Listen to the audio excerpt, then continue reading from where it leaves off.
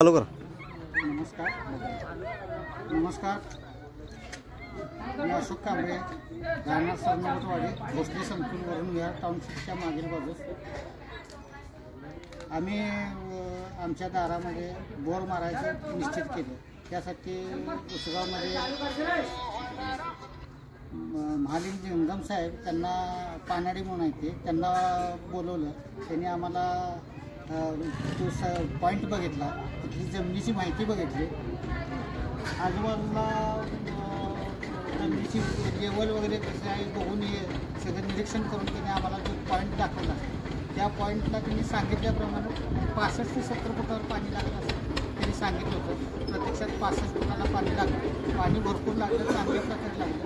परंतु पाणी लागत असताना त्यामध्ये काहीतरी बोर मारताना काहीतरी खडं एक वेगळ्या प्रकारचं काहीतरी लागलं। ते खड्यामुळं ती काय आम्हाला माहिती नव्हती।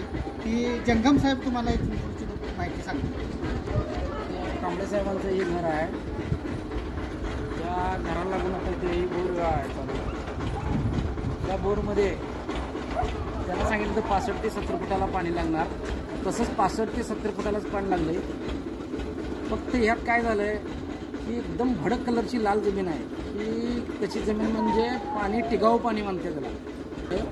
शिवाय याच्यामध्ये बोल्डर म्हणून एक लागले 65 ते 70 फुटाला। आता बोल्डर काय मोठे मोठे एक सुपारी एवढे खडे असतात, ते खडे यातून बाहेर आले अशासारखे हे खडे आहेत। त्यात ऑपरेटरने दिलं बघा हे, तर अशा स्वरूपाचे हे खडे असतात। असे खडे लागल्यानंतर हा लूज बेड असतो जमिनी पोटात, त्यात जाते बोर मारत खाली गेल्यानंतर अशा प्रकारचे मोठे मोठे खडे लागले याला बोल्डर म्हणतात। आणि हा बोल्डर लूज खडकांचा बेड असतो, त्याच्यामध्ये पार गेल्यानंतर ते खडं आणि पाणी संघ आले।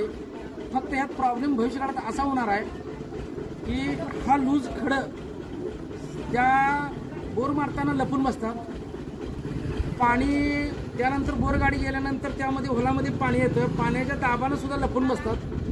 आणि पंप टाकल्यानंतर जेव्हा पाणी चालू होते, पाणी चालू होते पंपातून, त्यावेळा होलातलं पाणी कमी कमी होतंय आणि ज्या बोरच्या पाणी लागलं त्याची टक्कर चालू होत्या, पंपाची आणि पाण्याची टक्कर चालू होत्या। त्यावेळा हे खडं त्या पंपावर आदळतात आणि मोटर पंप जमिनीतनं वर येत नाही। अशा वेळा मला फोन आल्यानंतर मी लगेच या जागेवर आलोय। तर हे असले खडे लागले असतात तर ह्याच्यात केसिंग कुठल्याही परिस्थितीत गाठलंच पाहिजे, नाहीतर ह्याच्यामध्ये मोटर पंप अडकणार आणि परत त्याला 25-30 हजार रुपयाला हे पंपाचा फटका बसणार। शिवाय रिबोर करायला लागणार तो वेगळा, ते 25,000 म्हणजे जवळजवळ 50 ते 60 हजार रुपयाला यायला फटका बसणार। म्हणून आम्ही असा निर्णय घेतला या बोरमधनं परत आता कटर काढून परत 7 इंची कटर मारून वरनं आता खाली 7 इंची कटर मारून हाय ते केसिंग फोडायचं। त्यानंतर कटिंग जे 4.5 इंचांनी झाले ते सुद्धा परत वरनं कट करत ते 7 इंचांनी कट करत जाणार आणि पुन्हा त्याच्यामध्ये केसिंग घालणार। मग केसिंग घातल्यानंतर ह्याचा बंदोबस्त होतो, हे पडायचं बंद होते, हे खडं पडायचं बंद होत्यात, त्यामुळे मोटर पंप अडकणार नाहीत। त्यांच्या हा टेक्निकल प्रॉब्लेम आहे, हा टेक्निकल प्रॉब्लेम सुद्धा पानाड्यानं सोडवायचा असतो। केवळ पाणी लागतो ना गेलं म्हणजे पानाडी नव्हे, पानाड्या 50%। हा टेक्निकल प्रॉब्लेम सोडवणं म्हणजे 100% पानाडी।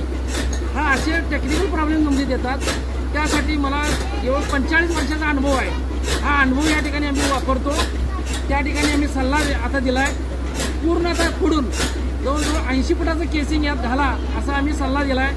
त्याप्रमाणे केसिंग गाठल्याप्रमाणे हे खडं पडायचं बंद होणार, मोटर पंप अडकणार नाही, पाणी बी सुरक्षित, पंप बी सुरक्षित राहणार।